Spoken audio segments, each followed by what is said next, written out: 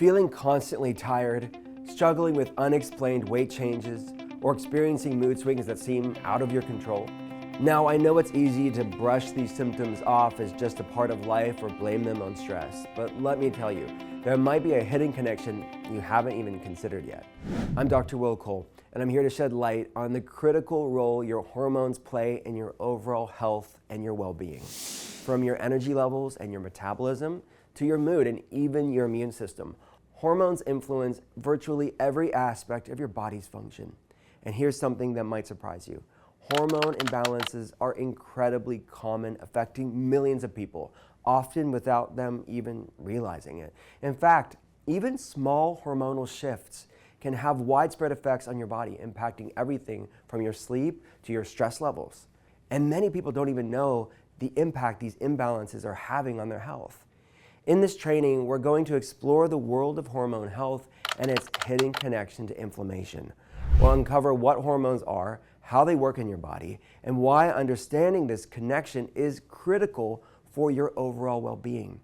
So, are you ready to take control of your health? Let's jump in and get to the root of the problem.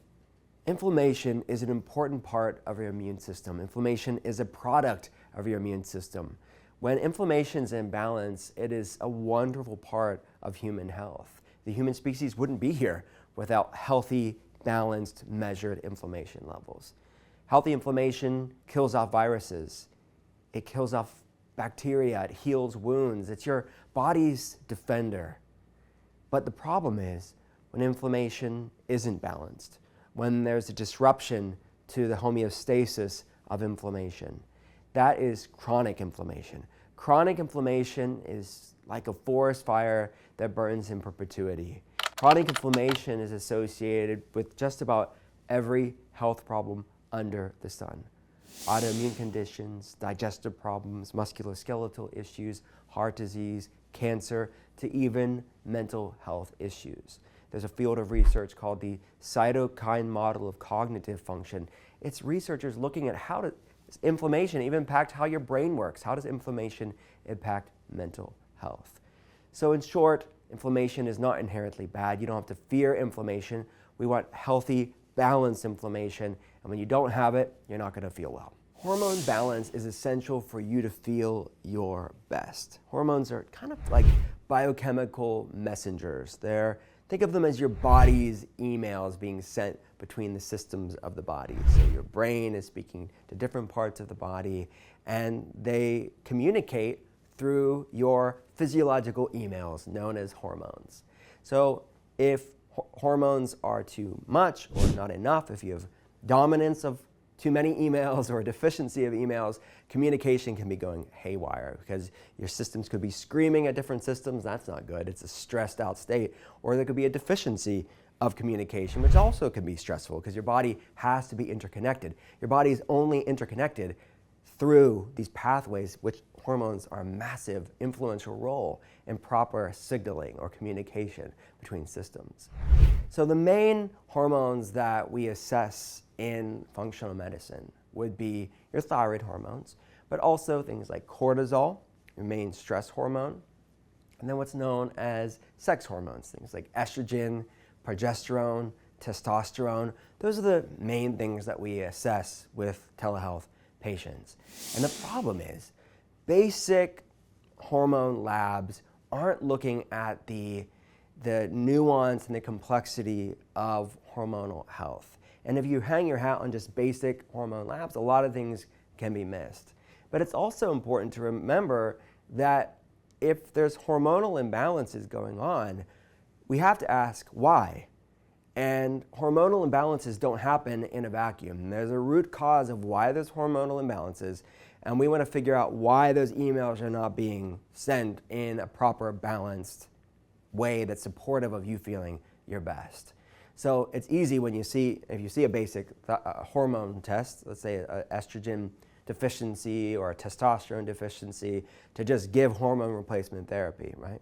But not so fast. I would say from a functional medicine perspective, we want to say, well, why is that deficiency there in the first place? There's a larger context and an upstream root cause. So for example, underlying gut issues can cause hormonal imbalances. Environmental toxins can cause hormonal imbalances. Chronic stress, unresolved trauma, a lot of emotional issues can cause hormonal imbalances. Nutrient deficiencies can cause hormonal imbalances.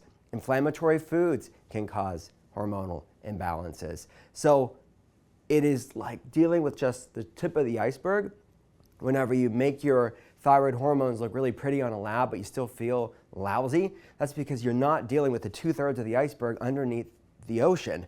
That's those root cause mechanisms that we have to address in your case. Otherwise, you're not going to have great hormonal health. Some common symptoms of hormonal imbalances are things like anxiety, depression, brain fog, fatigue, low sex drive or low libido, digestive problems, skin issues, infertility. Those are the most common symptoms. So if we see these symptoms going on, we can look at hormonal imbalances as a component to it. But in functional medicine, we were going to go a step further and say, well, what's causing those hormonal imbalances in the first place? Many times, there's a neuroendocrine component. So the neuroendocrine axis is the connection between your nervous system and your endocrine system. And if we could back up even a little bit more, it's a larger intersection between the neuroimmunoendocrine axis. The nervous system, the neuro aspect of it, is your gut-brain axis. The immuno aspect of the neuroimmunoendocrine axis is inflammation. Inflammation is a product of the immune system, and your endocrine system is your hormonal system. So that's a full underlying mechanism that can oftentimes be dysregulated, causing hormonal imbalances. So if you just deal with the downstream ripple effect and just look at the hormonal imbalances and say, well, that's the problem. Well, what's upstream from that? And there's a communication line known as the hypothalamic pituitary, either adrenal, thyroid, or ovarian or testicular axis. So you could look at cortisol, for example. Cortisol is not inherently bad. It's a product of your endocrine system, and it's a main stress hormone. But cortisol is needed to regulate things like blood sugar, blood pressure, energy levels, and you need cortisol to be slightly higher in the morning and a nice S-shaped circadian rhythm throughout the day to allow cortisol lowest at night, so then serotonin, your happy neurotransmitter, can be converted into melatonin, your sleepy time neurotransmitter, and you get a good night's sleep. Many people's circadian rhythms are off. Their sleep-wake cycle is dysregulated, and they have fatigue throughout the day, they have dips in energy, they feel wired and tired, anxious and exhausted, and then they have trouble with falling asleep and staying asleep at night, and their REM and their deep sleep is very much dysregulated. Well, you could see cortisol's implication in that. Cortisol's playing a role, but why is cortisol dysregulated in the first place? So things like chronic inflammation can dysregulate cortisol. Cortisol is an endogenous immunosuppressant. Endogenous means natural, immunosuppressant, immune system lowering, inflammation lowering. So cortisol is your body's natural anti-inflammatory. So we have to calm inflammation so cortisol can be regulated. If cortisol is high when it should be low, or it's always high, or it's always low, there's a reason for that. And you don't want to demonize and villainize cortisol as being the end-all be-all enemy. Why is cortisol being output in the way that it is? So in states of inflammation, cortisol can be high. And that's your body trying to create balance for itself. So you don't want to suppress cortisol and say cortisol is bad, let's lower it. That is an incomplete perspective of why cortisol is high in the first place. So in functional medicine, let's get to the root cause, let's get upstream, let's calm inflammation and address what is causing that inflammation so cortisol can naturally be calmed. And this analogy, an example can be used to any other hormones. If you see hormonal deficiencies or if you see hormonal excesses or dominances, ask the question, why? And that's where health history, context will enable us to address these root causes so you can have natural hormonal rhythm in your life and you can feel your best. All right, we've covered a lot of ground when it comes to hormone health and its connection to inflammation. Now, I want you to know that this isn't just a theory. We've helped countless people around the world reclaim their health and vitality by addressing these crucial hormonal elements. And here's where you come in. I'm inviting you to take the next step on your hormone balancing journey. That's why I created the Autoimmune Health Reset training. This free training walks you through how to uncover hidden inflammation from home and how to begin healing in a way that's simple, clear, and evidence-based. Click below to watch, because you deserve more than a guess. You deserve answers, and you deserve to feel like yourself again.